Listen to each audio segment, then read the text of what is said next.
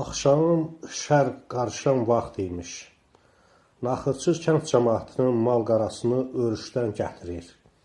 Elə olur qonşunun inəkləri başqasının doqqazına girir. Qonşu naxırçını səsləyir. Səsə onun arvadı çıxır. Qonşu deyir ki, a qonşu, bəh bizim inəklər gəlib çıxmayıb axı. Arvadı naxırçı xanları tez doqqaza çağırır. Naxırçı da ağır eşidən karın birisiymiş. Onu qonşu əli ilə başa salır ki, bu bizim inəklər gəlməyib. Ömrünü naxırçılıqda keçirən mal-qaranın gözündən tanıyan xanlar da deyir ki, özüm öz əlimlə inəkləri ötürmüşəm doqqazımıza. Qonşu hövsələdən çıxıb qışqırır ki, ölmüşəm axtarmaqdan bəhanı. Naxırçı xanlar da acıqlı cavab verir. Nə qışqırırsan? Kar mı var, nədir?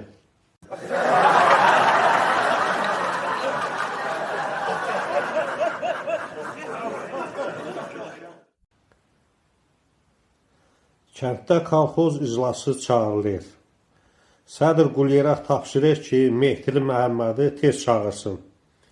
Qulyer gəlib Mehdili Məhəmmədin doqqazında onu səsləyir. Ay Məhəmməd, ay Məhəmməd. Arvadı eşiyə çıxır. Yaşmağın altından hüdələ-hüdələ danışıb içəri girir.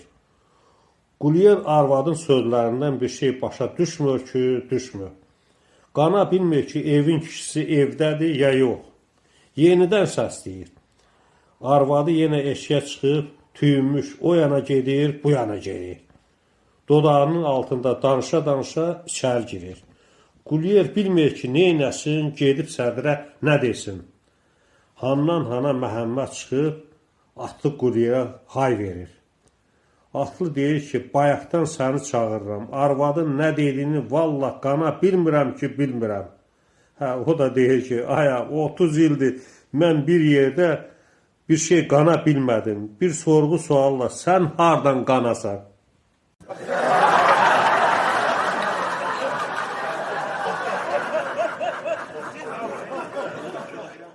Hacı Osman önü Rustam müəllim dərsdən yorğun arğın evə gəlir.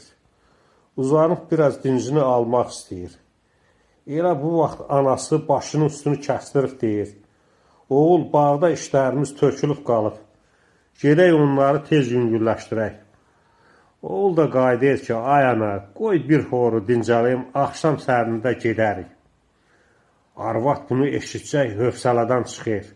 Oğlunu heç nədən qarğıyıb huylur. Südüm sənə haram olsun deyir, burnundan gəlsin. Rüstəm müəllim də qayıdır ki, ay ana, sənə dedim ki, aman ver, biraz nəfəsimi alım, yenə gedərik dana. Axı, niyə qarğıyırsan? Bir sanka süd veribsən, 2 sanka sudunu alıb verərəm. Tək ürəyin yerinə düşsün.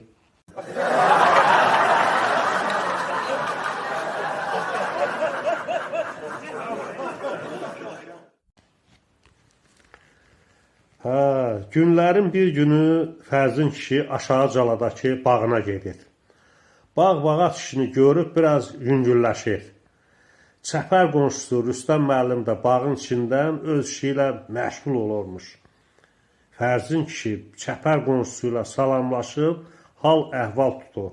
Sonra da deyir, ay müəllim, məni təbrik edə bilərsən. Arvad uşağım var, var. Ev eşiyim var, var. Sağlığını görüm, bir dənə də bir təzə maşın almışam.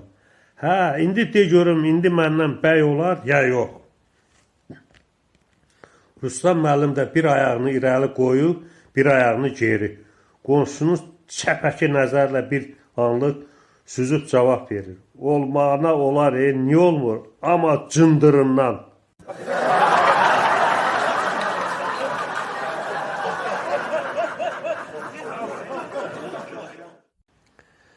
Qoşa kilsədə toy imiş. Məclisi Hacı Osmanov nəslindən olan Rustam müəllim aparırmış. Məclisin də qızğın anları imiş. Sağlıq-sağlığı əvəz eləyirmiş. Məclisin gedişatında Məsabəyi deyir ki, gəlin bu badələri də bizim zəhmətimizi çəkən arvadlarımızın sağlığına əkək. Yerdən Binəli adlı şəxs bildirir ki, yox, mən razı deyiləm, içmirəm. Məsabəyi soruşur ki, aya, niyə razı deyilsən? Aya deyir ki, əşi, nətər razı qalım? Sizin arvadlarınız ətli canlıdır. Ağrın alayım, mən kilit taxtanın sağlığına nətər içim?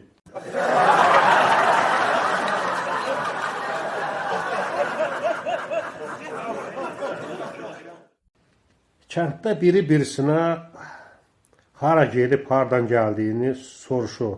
Tez-tez baş beynini aparır. Biraz keçmiş kəndin ortasında həmin adam bu kişiyə yenə rast gəlir. Fikirləşir ki, buna yenə hardan rast gəldim? Yenə soruşur ki, hardan gəlib, hara gedirsən? O da cavab verir ki, belə cəhənnəmə. Gedirsənmi? Deyir, yox. Deyir, niyə? Deyir, vallah, ora çox istidir.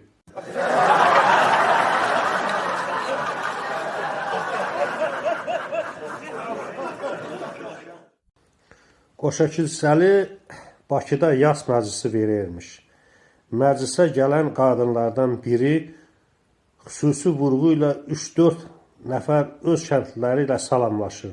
Onlardan birinə qayıdıb deyir ki, gəl sənin o yassar üzündən öpüm. Kişilərdən birinin də dili diş deyilmir. Deyir, xeyir ola, bəs bizimlə niyə öpüşmədin? Qadın da astadan, ağrın alayım, dinmə, qızım onlardadır. Daha neyniyim, canımın dərdindən öpürəm.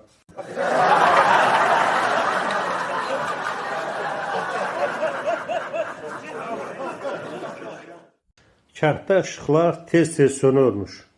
Bir gün yenə də göy üzünü topa-topa qara buludlar örtür. Yenə işıqlar sönür. Zinrik qaranlıqda birisi eşiyə çıxır. Etiraz olaraq durmadan fışqırıqlayır. Səsə o biri qonşu da çıxır. Arvad ərindən soruşur, gecənin bu qaranlığında kimdir belə bu fışqırıqlayan? Kişi fışqırıq yalan tərəfə səslənir. Aya, kimsən? O biri yenə ara vermədən fışqırıqlayır. Arvad kişiyə qayıdır ki, ay kişi, o yazıq kimdirsə meşənin sıx qaranlıq yerində qalıb. Ona görə fışqırır.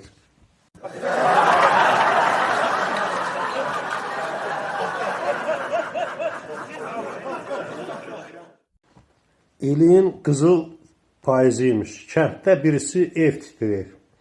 Evin davını vurdurub qutarır. Qıta-qıta yığdığı pul paraya çatmadığından hər tərəf yerlənha olan qapı pəncərəni köhnə köşkü taxtalarla yamaqlamaqdan başqa bir çarəsi qalmır. Dar olacaqda yorğan döşəyək düşür. Üşütmə bir tərəfdən, qızdırma da o biri tərəfdən. Kişi lap üzülüb əldən düşür. Arvadı zoğallı çay gətirir ki, tərləyib açılsın. Kişi nə qədər puçur-puçur tər töysə də açılmaq bilmir ki, bilmir. Əlacsız qalıb, doktor çağırmalı olur. Həkimin naxoşun istiliyini ölçür, sonra da qayıdır ki, ilim bu vaxtı naçaxlamaq olarmı? Dərman verir, iynə vurur. Olacaqdan eşyə çıxanda evin böyründən xırıltılı, boğunluqlu səslə it harf-harf yürür. Az qalıyor ki, zənciri dağıtsın. Arvad təpnir. İt səsini kəsmək bilmir ki, bilmir. Doktor soruşur ki, buna nə olub? Arvad da qayıdır, ağrın alayım, it də tumoy olub.